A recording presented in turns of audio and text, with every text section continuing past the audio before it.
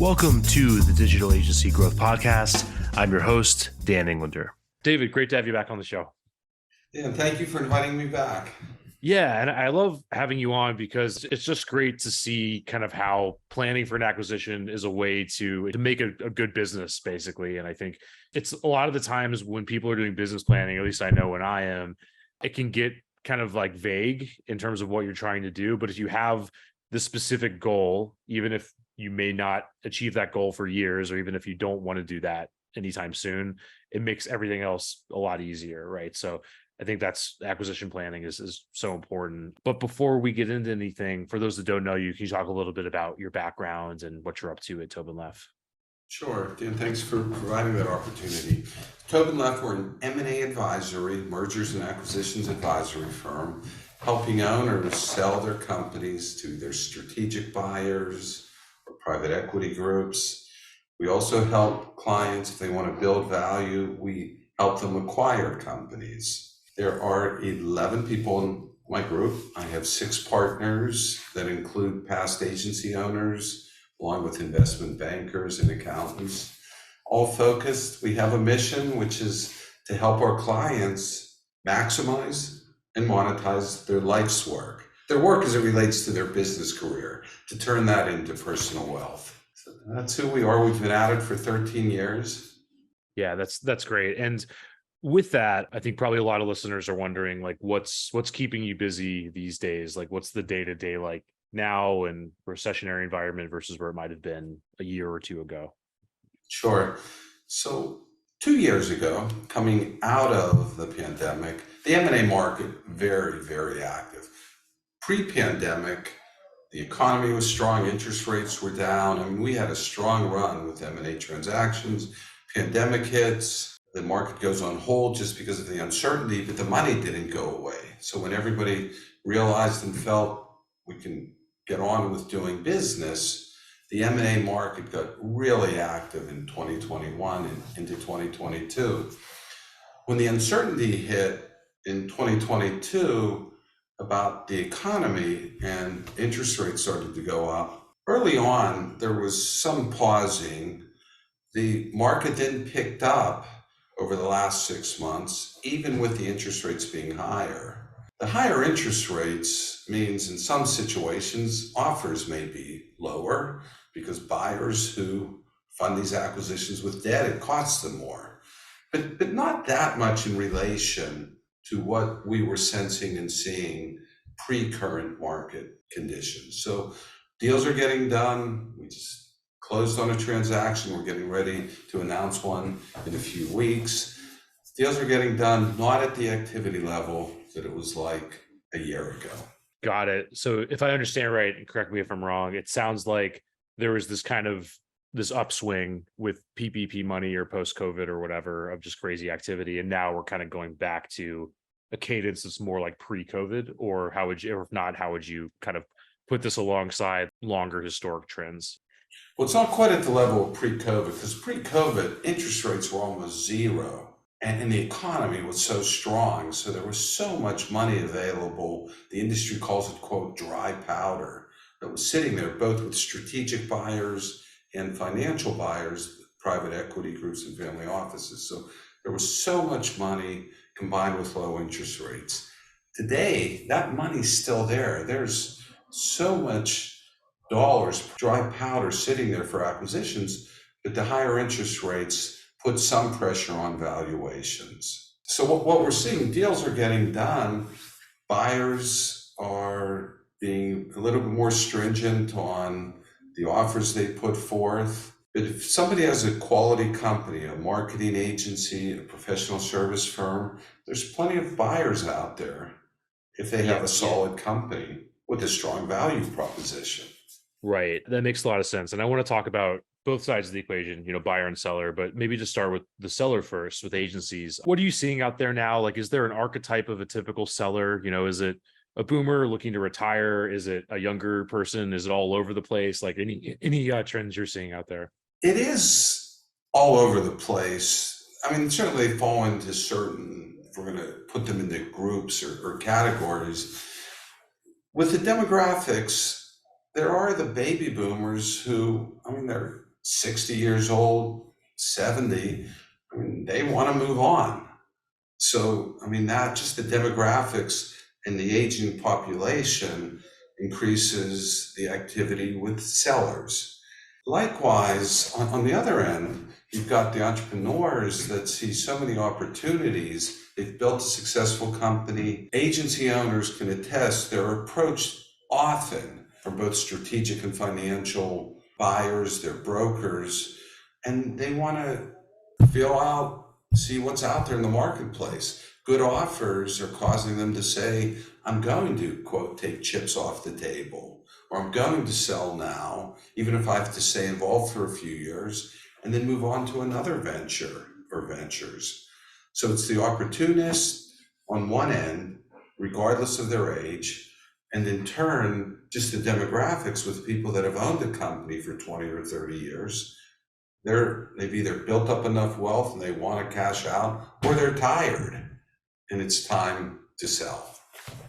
Yeah, that makes sense. And there's a few different jumping off points from what you just said. I think one that comes to mind is I was talking to a friend, doesn't run an agency, but runs a personal brand. And has maybe an early stage opportunity to take chips off the table for cash. Can you talk about that a little bit? When you have clients that might encounter an opportunity like that, in what cases do you think it makes sense to give up some amount of ownership for cash and to take chips off the table? In most situations, the ability to cash out a portion of their equity, the seller has to give up or sell the controlling interest in the company. It's hard to find minority investments in a service firm. They're out there. I mean, there's plenty of people, but when I made the reference of taking chips off the table, what we're seeing more and more of are structures that have two liquidity events. The overused saying in my world of two bites at the apple. In the way the first liquidity event happens, typically the seller, he or she will sell somewhere between 51 and 80% of their company for cash. Those are the chips off the table. The long-term upside is also the other 20 to 49% that they get in rollover equity in a larger entity or in this new platform that their company formed. And that 75% of our deals over the last 2 years have been that structure, coming where cash up front plus rollover equity, with the idea that the new owner investor combined with the original seller, they're going to use the buyer investor's money to build this enterprise, to sell it in 3 to 5 years for the second bite at the apple, the second liquidity event. And that's really attractive to those owners that still have a bounce in their step, the energy that they want to lead a company. They've taken it maybe as far as they think they can on their own with their own money and resources. So that appeal of I can cash out a good chunk of my equity, then have all these resources and have a stake in the second liquidity event is very attractive to many owners. Yeah, and let's dig into that a little bit. And I have a million questions kind of going in my head. I think the first is, and I know you have a white paper on this, which will get linked up, but can you talk about the buy side of that? Like, what do those acquiring parties tend to look like for those different levels of growth at the agency that they might be acquiring? Sure.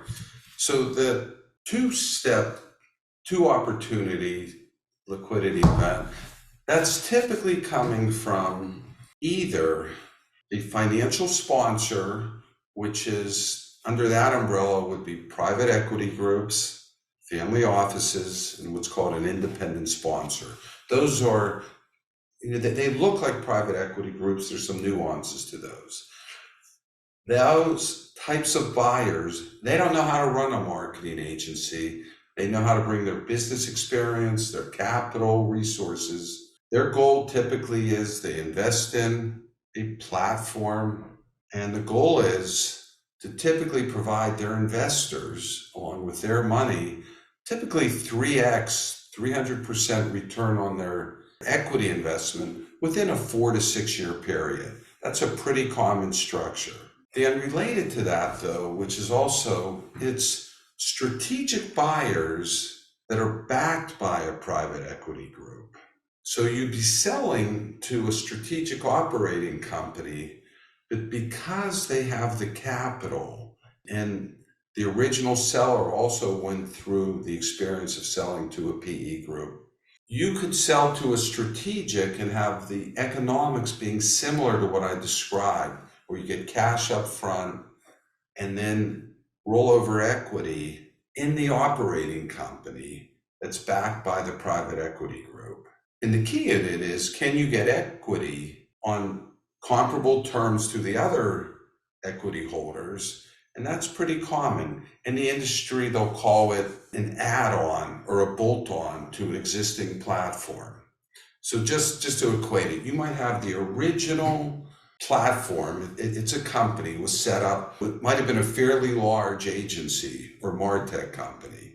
And then they're going to increase value by going out and buying other agencies or MarTech related companies with the ability to offer them cash and equity. That's what we're seeing more and more happening in the Marcom and MarTech space. Yeah, that makes a lot of sense. And I think with that, what level does the agency need to be at? I'm sure we have a lot of listeners at different stages. There's people with 50 plus person agencies that I'm sure have encountered this before. And then there's others might be like, this is such pie in the sky thing. They probably wouldn't want my little old agency. What's the kind of floor and the ceiling, and how does this play out at different stages? An important question. So look at the two general opportunities. One is the platform, the other would be the add-ons, the bolt-ons. So the platform, it's a sizable enough company with a vision for growth that the financial sponsors will say, we're going to build around your company. Historically, most financial sponsors would say their EBITDA, their pre-tax cash flow, has to be 5 million or more. That was a few years ago. More and more of the potential investors, buyers, would have a threshold at that. The market has changed considerably. Today, we can find sponsors that would be very enthusiastic, EBITDA of 2 million, 2.5 million or more, providing there's a plan, a vision for growth. If they can see how the company can increase by 3x over a 4, 5, 6 year period, there are plenty of sponsors that would want to build around that idea, that company. So that would be on the platform side. The add-on to an existing platform, it's not that there's so much a floor. I mean, typically, $1 million or more of EBITDA could help justify, support all the expense for due diligence, quality of earnings report. So usually $1 million or more of EBITDA. However, we've experienced situations where we would have a client that would play a key strategic role, and they don't have to have the earnings if they could really support that investment thesis or vision of the platform. And that's where the excitement is. If you do have this story, if a seller can say, with someone else's money, backing, resources, access to their clients, they could contribute to either their profit center or contribute to the enterprise's thesis, there's interest and deals are getting done. Even with smaller companies having the opportunity for cash and rollover equity. Let's face it, building proposals is a pain for most agencies. It drains your time and energy, and the fear of putting in all that effort only to be ghosted by prospects is real. But what if I told you there's a better way? Introducing Smart Pricing Table, the game-changing interactive proposal software designed specifically for agencies like yours. Developed by a former agency owner, their powerful tool cuts down on the back and forth, incorporates upsells seamlessly, and lets you build proposals at lightning speed. No more grinding it out and leaving money on the table. It's time to create a repeatable system where your prospects can upsell themselves. Learn more at smartpricingtable.com/DAG and schedule a demo today. Yeah, that's super interesting. So with the platform, you're generally getting to a certain level and looking to kind of fuel growth for a larger entity. With an add-on, it can be less. And I think the interesting thing is that key strategic role. And without putting you on the spot, are there any examples of that or any stories you can talk about of people that slotted into that role and think and better, especially in areas that might surprise people where that value can live? Yeah, I mean, I appreciate you giving me the opportunity to share some case studies. We just, over the last 3 weeks, had a great opportunity on an add-on to a platform. Our client, their billings weren't that high, but it turned out to be, they were very profitable. It helped because their margins were north of 30%, meaning net income as a percentage of billings. But in this situation, we found a strategic operating company that was not a Marcom agency. They were a consulting firm that played in the sector that our marketing, our communications agency specialized in. So we did a consulting firm that was backed by a private equity group. We have a PR Marcom firm servicing those same sectors. Our client got a fabulous deal, in our opinion, as it relates to a multiple of their earnings, far above what would have been paid from a normal strategic buyer. And our client got 70% of the money cash paid at closing. And the reason, Dan, it really supported, it was an example of what I touched on. They played a strategic role, they had good margins, they contributed to the buyer's plan to grow this and sell it in a few years. And that buyer really wanted our client. And it was really interesting because we also got offers from other Marcom strategics, but the economics were so much stronger because of the PE backing and the vision of the platform. Yeah, that's interesting. And would you mind talking a little bit about multiples, just kind of what those ranges look like and what impacts those? Sure. So if somebody has you have to go on, they have a story to tell. Their margins are good, they're growing. We can come back to what are the key drivers so assuming they have a good quote story, firms that have an EBITDA of $1 million to $2 million, they should be looking at between a 5 to a 7x multiple of EBITDA.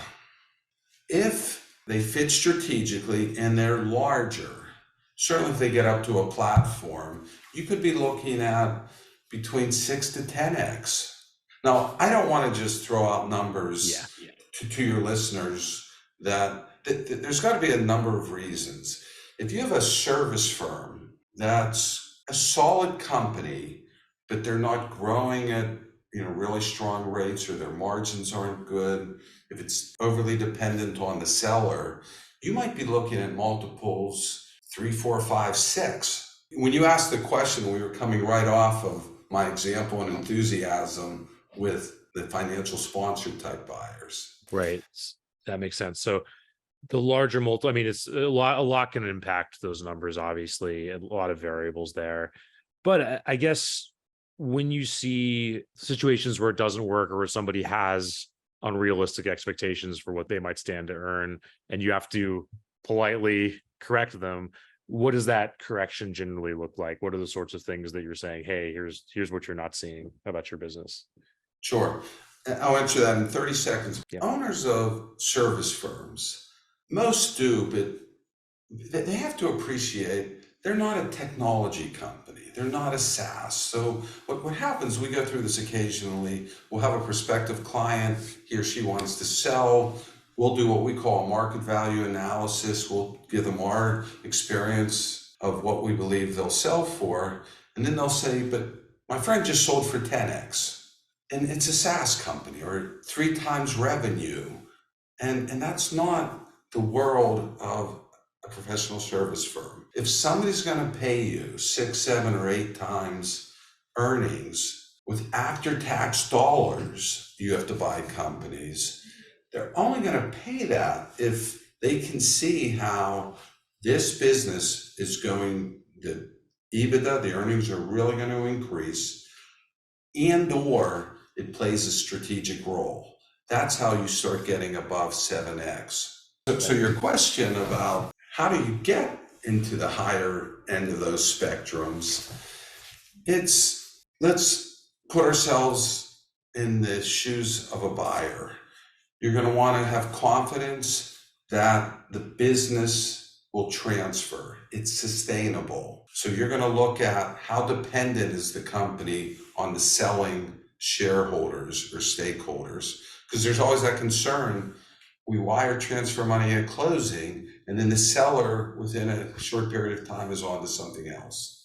So they're really going to look hard at how dependent is the company. With size, it reduces the dependency on the selling shareholder. It's because they're going to have an organization. They might have a sales arm. So reduce dependency, the systems, teams, processes to generate new business, repeat business from clients, retainers. They're really going to be looking hard at sustainability. You certainly heard clearly from me about growth, historic growth, but having a vision. So much of this is selling that thesis, that investment thesis on how they can grow. That's what's going to gain, hopefully, enthusiasm. Back to this, how to make sure it's sustainable.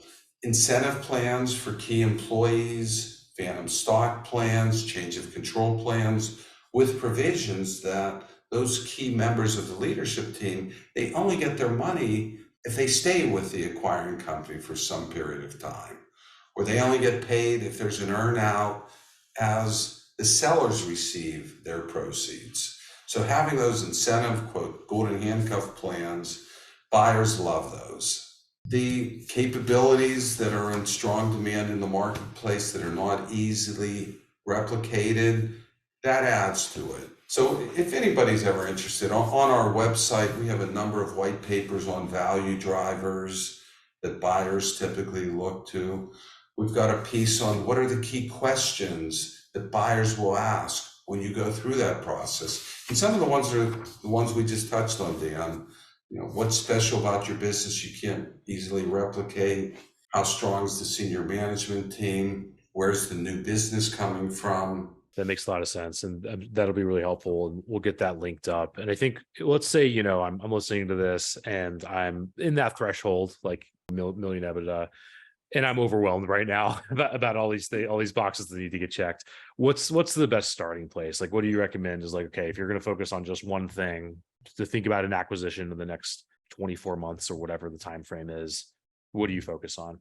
Well, I wish I could give you just one thing. It's such an important decision, series of decisions, if somebody's thinking about selling. They're going to be faced with, well, one, they're going to want to get their arms around, what is my business worth? And that's not that easy, because you can't just go out and get a business valuation. That may not give you the answer. So I certainly recommend they talk to a number of advisors, investment bankers, M&A advisory groups within their space, because they'll be able to, like us, show case studies. In our case, we prepare a market value analysis. So they'll need to, my recommendation, talk to a number of people to really get a good feel for what is their company worth, because that's going to drive, what are the estimated net proceeds? Will they have enough money to either retire or move on to their next venture? Going through that process will also help answer another important question, which is, who will be the members of my advisory team to go through this process? You've got there's usually a team. They're going to have either their attorney, or they're going to get an M&A attorney. A group like ours that does investment banking, M&A advisory, that typically will be part of it. On the accounting side, typically their current CPA gets involved. And then there's the decision internally who to involve early on, if anyone, in the process. And some people will involve members of their leadership team. Others will wait until the deal was closed to disclose it. So it's a lot when somebody's thinking about selling, monetizing. So I wish I had, what's the one thing? I can't give you just the one. It is an experience, a process. Yeah, that makes sense. And I obviously couldn't do that either. But I think the one thing we see when we have selection bias is the repeatable new business system, and thinking about owners getting out of the sales seat, which takes time and it takes really building a team and building a machine to do it and that kind of thing. So, Yeah. but that said, what's been your experience with that in terms of how the sales function is affecting outcomes when it's time to sell the agency? It's such an important area. And depending upon the company, it sometimes, well, if they have good results, it'll speak for itself. It doesn't mean they have a sales team per se, but you've got to look hard at where does their top line come from. If they buyers, that this is an important value driver. Experienced buyers early on will say, send me your client list, billings per client per year for the past 3 to 5 years. Now, they're not interested so much on who the names are. You could take the names off if you want to make it anonymous at this stage. What they're going to look for is repeat business between the clients, and they're going to look at client concentration. Is there risk that one client represents X percent? So those two are really important, being able to demonstrate you can keep clients. Because contracts don't mean anything, because when you look at the contracts, they all say the client can terminate with a 30-day or 90-day notice. So being able to say, I've got X clients on retainer, that's great, but that's not as important as truly demonstrating. Look at our clients that started with us in 2020. X percent are still with us today in 2023. Buyers love that. And then you don't want to have a client that represents 30, 40 plus percent of your total billings. So those are two. Another important one I should have mentioned a moment ago, it relates to what you just asked, Dan, but margins are super important. Margins being net income or EBITDA as a percentage of fee income. If somebody's got a firm that's doing 10% or less, buyers are not going to be that interested, because when they do their analysis, they won't get their money back within a reasonable period of time. If your margins after fair market salaries for the principals, in our opinion, in most situations, the goal should be north of 20%, if not even higher. I mean, that becomes one of the most important value drivers. Right. That makes a lot of sense. And to dig into one of the things you said, so you talked about client concentration not exceeding, a significant portion of your income. How do you feel about vertical concentration and what that means? Good question. If in many situations, staking a claim, being a true specialist in a sector, an industry, that plays well. That's good because it'll show their expertise. That typically contributes to their ability to land clients. Many of our clients have a niche, and we promote that.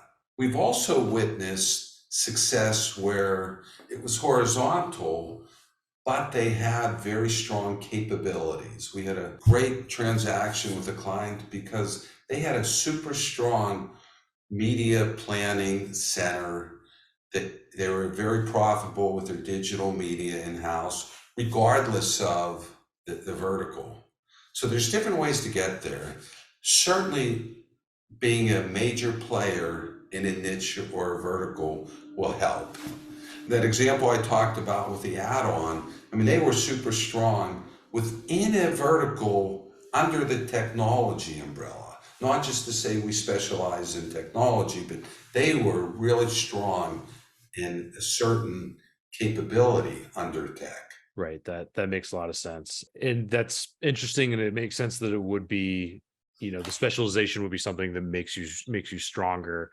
But I think some of the objections you might hear are, hey, what if you focus on gyms and then COVID happens, then you're out of commission for a year or something like that, right? So you're right, and you have to really pick your horse closely.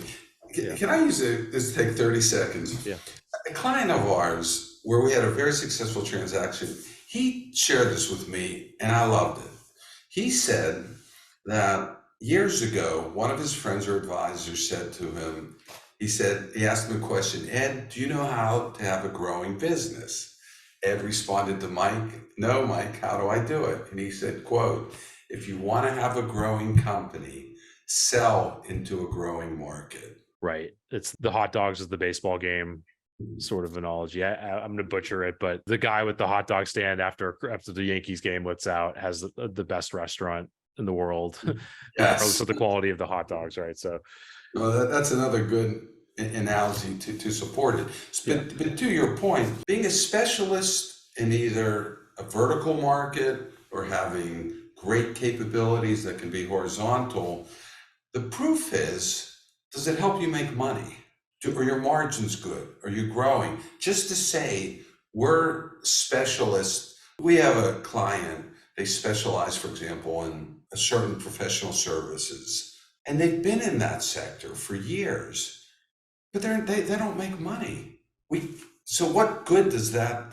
I shouldn't say what good. There is some good because somebody might buy them who's in there, but they're not going to pay a premium because they haven't been able to demonstrate that that specialty translates to margins, EBITDA, growth. And I hate to always bring it back to that, but that's what buyers are going to look for. right, as they should. And I guess to kind of put that question on us, because it sounds like we've sort of specialized on marketing and advertising and Marcom. How do you feel about the industry now in terms of its growth potential and so on? Like if you were starting fresh, would you focus on Marcom or somewhere else at this point? My partners and I, we talk about this periodically, and it's rough for us because, I mean, we all know during recessionary times, there's that saying that marketing is the first to get cut. And it is cyclical with the economy. But at the same time, we've specialized in it. So it helps us have a story to tell and land client engagements. So we've made the decision to, during tough times, we're committed to this market. We just have to invest more to tell our story. So Right. it's hard to get out of it once you've made that decision to specialize. Yeah, definitely. And there's always kind of a grass is always greener thing. And all these niches have their own idiosyncrasies that you have to learn, right? If you get into You do, and you don't just say, we've been in Marcom, now we're going to go to engineering firms. It's not like we're going to just show up and that market's going to say, we've been waiting for you. There are players there that do a great job with M&A work. Exactly. That makes a lot of sense. And it's definitely, there's huge upside and a lot of work that goes into picking a new niche. So I think that bears repeating. So David, I guess with the time we have left, I know can you talk a little bit more about this white paper and what you guys have done there? And we'll make sure to get that linked up as well. Thank you, Dan, for that opportunity. A couple of more recent pieces, content, may be of interest to some of your listeners. We put out a piece on who are the buyers for agencies valued between $15 and $50 million. So that we just recently, they're all on our website, which is TobinLeff.com, TOBINLEFF.com. We also put out a piece recently, 7 best practices, in our opinion, for managing your company today for a lucrative exit payday in the future. It's a shorter title called 7 Best Practices for Managing for a Rewarding Exit Payday. We're a little partial, we wrote it, but it's regardless of the size of your company, what you can do today, even if you're a few years out. Those would be 2 of the pieces that we recently published that may be of interest. Awesome. We'll get that linked up. And I think it's always a good thing to, again, plan around an acquisition, even if it's way off in the horizon, right? Because it makes everything else so much stronger. So David, thanks again so much for your time, and let's do it again before long. Dan, thanks for having me back.